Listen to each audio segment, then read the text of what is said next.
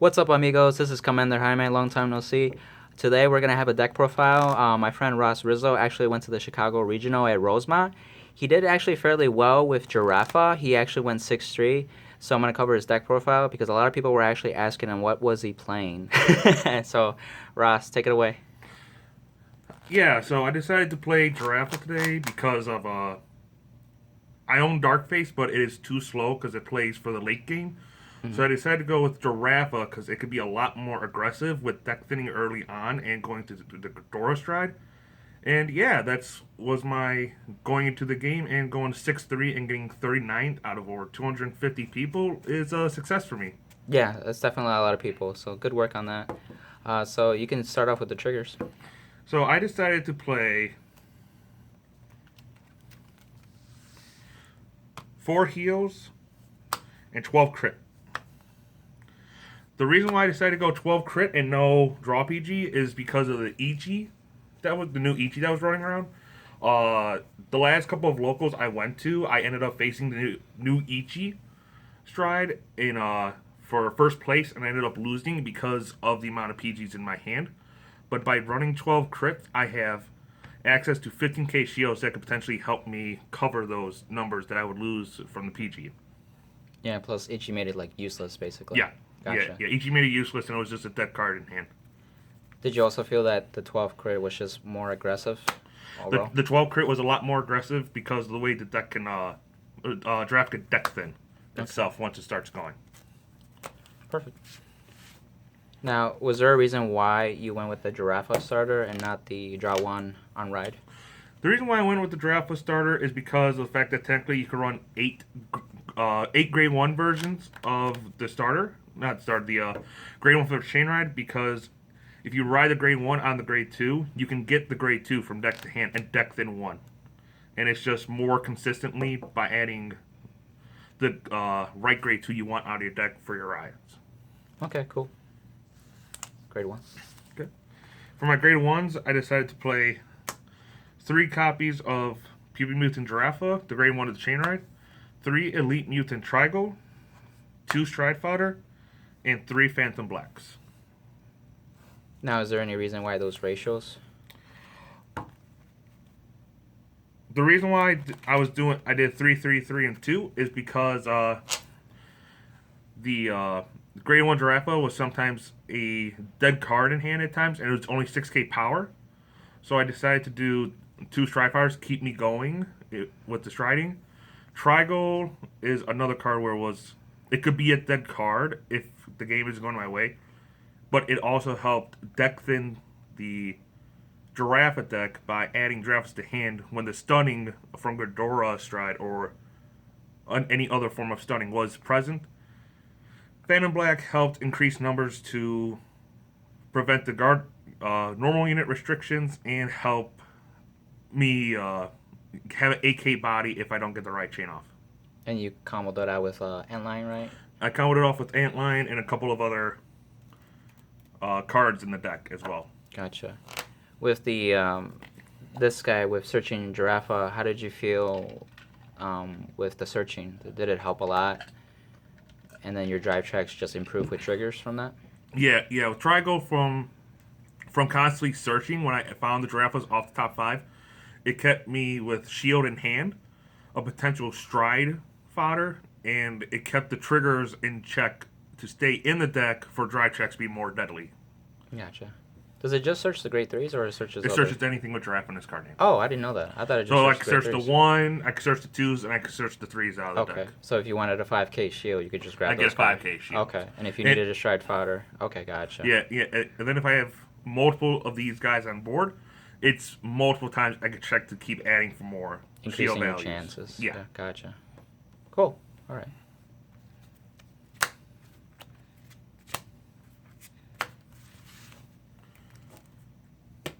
For my grade 2s, I played 2 Elite Mutant Giraffas of the Chain Ride, 4 A-Rake Mutant Grog Giraffa, if I'm pronouncing that right. Greg Giraffe. Yeah, I don't Something know. like that. It's okay. 3 Machining Armor Beetles, Okay. and 3 10k for Darkface. Oh, okay. Gotcha. The reason why I'm running two is because two of the grade two of the chain ride is because with A rank mutant I can discard him if I have the starter on as the vanguard, and I can superior ride Pupa Mutant Giraffa from the deck, which will allow me to add the grade two from deck to hand and deck thin me two cards. Now, with the discard, and you get the guaranteed ride that way, do you search it or is it checked top 7? It immediately searches it out of the deck. Okay, so there's no checking top 7 like some of the chain rides, because the second support of chain rides all had the effect of if the grade 1 rode on top of the grade 0, you instantly found your grade 2 out of the deck. Gotcha, and that's why you play like 2 copies, really. Yes. Because you're always guaranteed to find the one that you need. And then, Exactly. Yeah, gotcha. That makes a lot of sense. Like in my first round, I faced Bermuda Triangles. Mm-hmm. I opened up 3 grade 2s and 2 grade 3s, I want to say, and he was amongst them, and I just pitched him and I got my grade 1 and the add back to him. Oh, wow. So you didn't even have to worry about having a grade No. 1, because you just have that as an extra copy to Yes. make sure you ride good. Okay. No, that's really helpful, actually. Now, why are you playing the 2 other guys over here on the top? I am running Dangerous Horn Mm-hmm.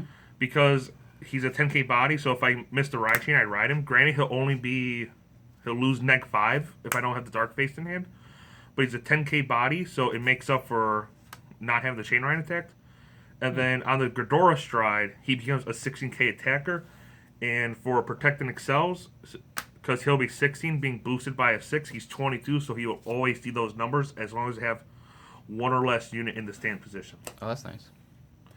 And I'm running Armor Beetle, and a lot of Mega Honey players I've talked to aren't running Armor Beetle, and that, for some reason. The reason why I run him is because I can use him to put any unit into the soul, so specifically grade 3s, and I can get Antline off on first ride and or first stride. Okay. Those are the grade 3s. Yeah. For my grade 3 lineup, I'm running 3 A-rank mutants, Sand Giraffa, 4 machining stag beetles, and 3 ant lions out of the whole entire deck. So you're saying this guy combos up with your grade 3s? Yes. So by calling Armor Beetle, so if I ride and stride into Ghidorah, I can call Armor Beetle and move like another Giraffa or Stag Beetle into Soul, and use Ghidorah's superior call skill to call Antline out of the deck, and he'll be 22,000 with the grade 3 in the Soul and Phantom Blacks in the back row. Obviously, he will have Sentinel Restrict and no normal units, and he'll be swinging with an extra 10,000 power from his own skill, Ghidorah skill, and the 6k Wow, that from gets really big. Phantom Black. On top of any triggers that are still going to come out of the deck. Right, because you decked into, and so essentially, you have access to that on first stride. Yes. So you don't have to worry about rewriting. Yes, I did not kill anyone first stride today with the combo, but in the past I have killed people first stride Ghidorah with Ant Lion because of the Machine Armor Beetle shoving a grade 3 into Soul. Okay. Is there a reason why you're playing 4 copies of this guy? I'm running 4 copies of Stag Beetle because there is no other good ride option with Protect markers. I don't use his effect. He's literally just a vanilla ride just to get the Protect markers to my hand or Protect 2s. Is he like your first ride, I'm assuming? He could be my first ride. Sand Giraffe could be my first ride. Antline, I don't want to be my first ride. Correct. I'd rather him be like a second ride or a third ride if the game is getting to where I need the grade 3 in the soul really badly. Gotcha. And then obviously you want Antline as rear guard too, right? So that makes a lot of sense. So you have the Giraffa that you can search from the grade 1, so you can grab those for Stride Fodder. And then you have the Stag Beetle as the Protect marker creator. Yeah. Do you do Protect 1 mainly, or do you also do Protect 2? I do Protect 1 mainly, but it does come down to the matchups. I didn't face OTT at the regional, but the deck was specifically built to get around the new Ichi if I came across it, by going into Protect 2 markers and having no perfect guards in my deck to not have any wasted hand. That's right. You actually don't have any PGs. Nope. Right. So that helps with doing Protect 1 because you have a Sentinel to Yes. guard with that respect. Okay. And I think that was a really good idea or strategy. Yeah, strategy. Because you were expecting Ichitam or just Ichi in general, and so you just built your deck around that, and honestly, you felt that everything else you'll just be fine. I'm assuming, right? Yeah. Cool. And I did not face OTT for some odd reason, but there's a bunch of them floating around. But I run to Ezo 3 times, and I go losing to 2 and winning 1. Gotcha. Is it rough with that too, with the Ezel matchup? If Ezo goes first, they usually get the win. Okay, so Because that's what pretty much everybody says. Because they get to go to grade 3, turn 2, and stride. So it's still overpowering. Oh, Okay. most definitely. Cool. It makes sense. Awesome. So what do your strides look like then? My strides are... There you go. I am running 1 7-star mutant So the G deity guards. religiously, yeah. Mhm. 1 Gryfort Mhm. and 3 Feather Walls. Gryfort is still really good in the game because, especially if it's against an Excel deck, which I found out today, usually they'll swing with their Excel rearguards first. Mhm. And if they do that and they punch with the Vanguard after the Excel attackers went off, I can rest the back row, and she will get 5,000 power for every 2 units at rest. And because Ezo can generate a lot of Excel 2s, or just Excel circles in general, it is bigger shield value because of that. Oh, it adds up. Yeah, it'll continuously add up, and I could rest 3 back row units, Mhm. or 2, and it'll be another 10k 5k Yeah. power. I think it's still good because it has some aspect of control too. Yeah, and then she also shuts down any units that need to be like boosted to hit me, or if they have like when this unit's boosted, do effects and all Oh, that. right. You prevent those going off that turn. Yeah. Smart. What about this chick? Relish How do you feel about Lady, I really didn't go into her much today, but she helps me get a draw, counter charge, and soul charge, and makes my opponent decide if they want to rest 2 rear guards to not let me get all the benefits. Right. But because usually they're getting stunned by Ghidorah and all that, if they just punch with the Vanguard and all the rear guards are at rest, then I'll just get free pluses off that. So in that respect, you kind of can control that. Yeah. Because obviously it makes the opponent choose, but if you can play it well, you can actually just get the resources that you need anyway. Exactly. Well, that makes sense. And I feel like the other G Guardian put in the work with shields as well. Yeah. Okay. Cool.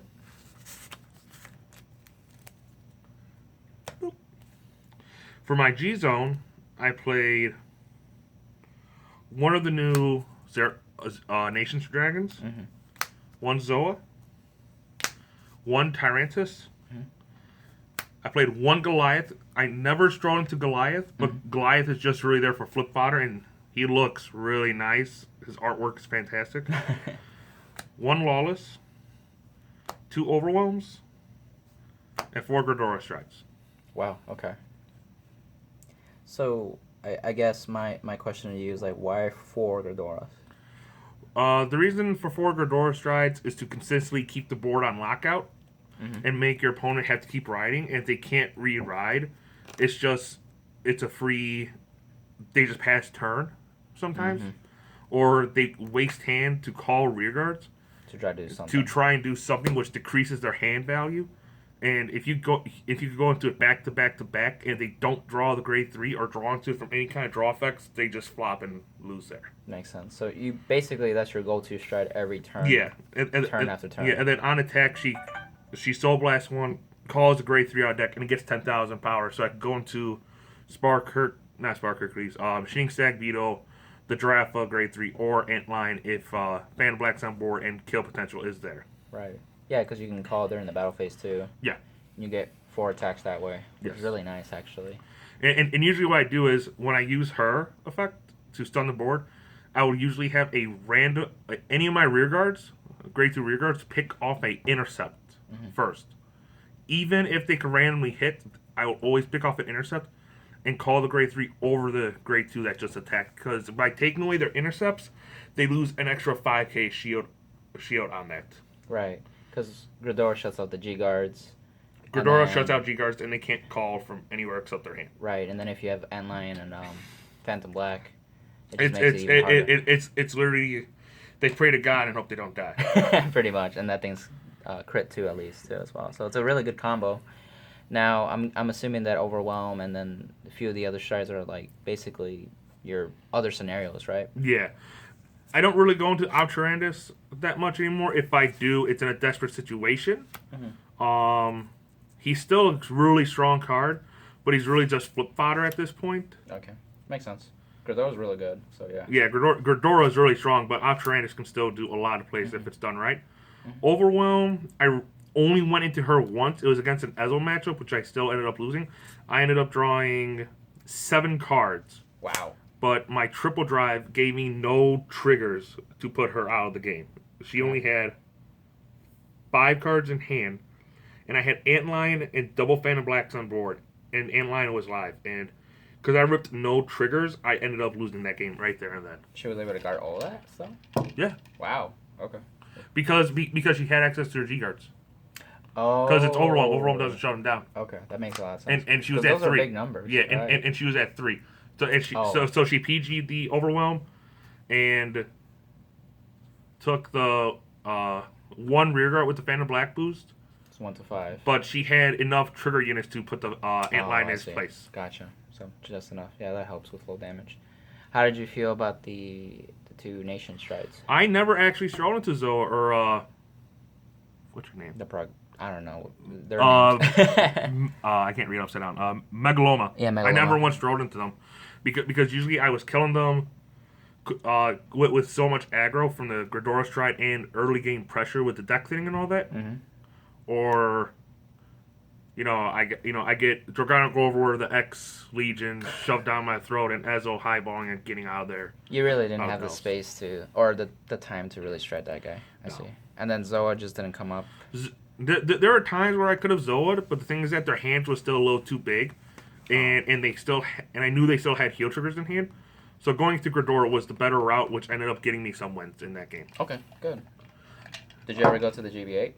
I did it once, Ooh. the whole day, and that was against a Ezo player who literally was under the Gridora lock for like 2 turns straight. No, 3 turns straight. He survived triple Gridora, and he was able to fight back, but he couldn't stride, so he just like punched me in the face. I guarded everything, and I top decked a Stag Beetle. I'm like, stride, because by me guarding, I realized I got damage denied for the counterblast. So I countered all my G zones, because I was going to go into Blink Gridora. I'm like, hey, look, I'm at GB9. Stride Tyrantus. Call Phantom Black, Antlion, Phantom Black, and another card. I'm like, by the way, all my counters are 50k. He's at 4 damage. I'm like, swing with Tyrantus, dry check, crit. Ooh. Whatever, you got 5 cards in hand. Crit the Vanguard, power to Antlion, and then whiff the other 2.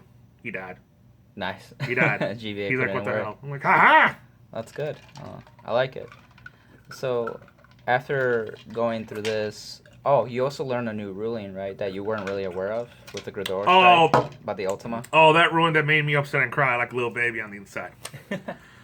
So, what ended up happening is, when you Gridora, you're any United Sanctuary decks, and if they are running Ultima, cry and pray you have enough cards in hand.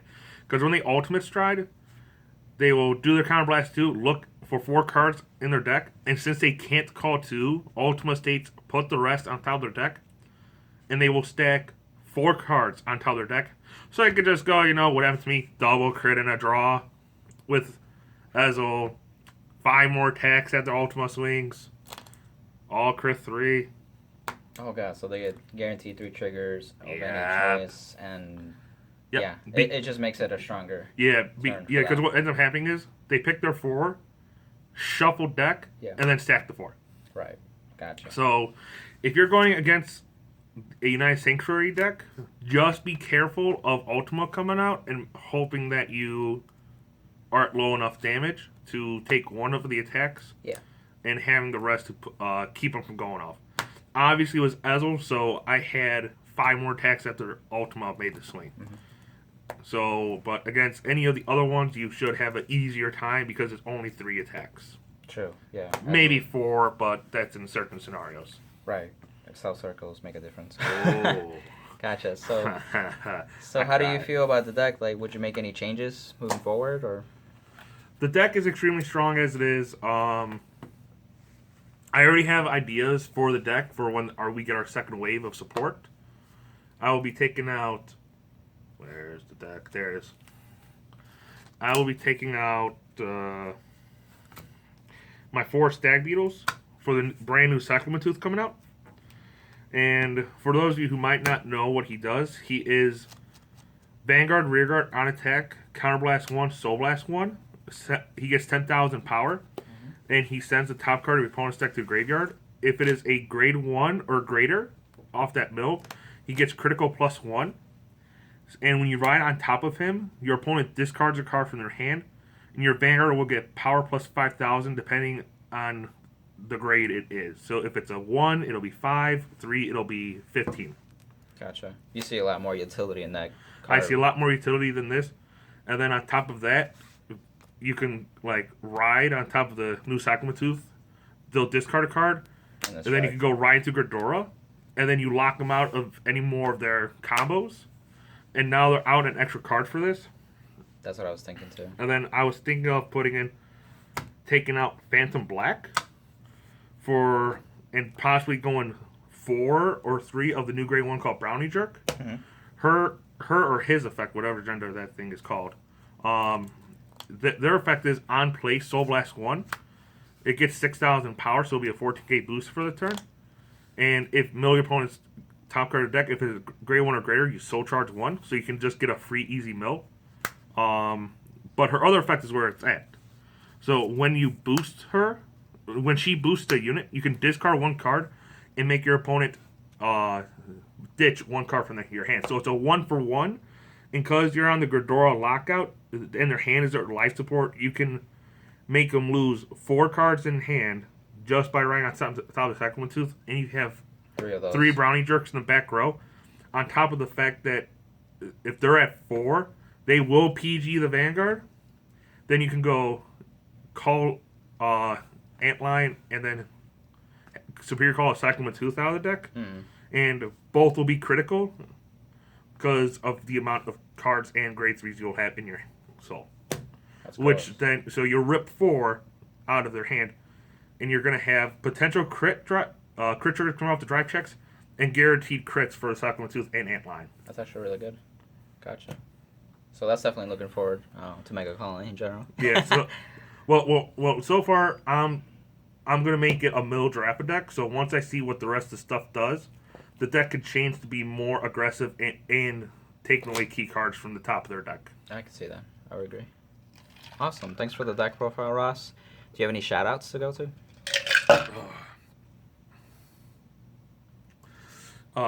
Shout outs to Sora Castro, Stephen Coy, all the guys at Grapples in New Lenox, and Top Cut in Rockford for the constant support that they gave me throughout today.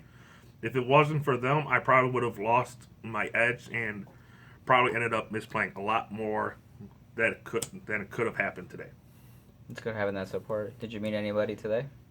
I met a lot of people today, and they were really curious about my build. They had asked me for deck list, and I made a lot of new friends in my matchups. We also saw Senpai today and yesterday at the regional, so shout out to Senpai. Oh yeah, that guy too. So, all right, thanks again, Ross. So that's Giraffa. See you guys next time, and have an awesome night. Bye. Bye.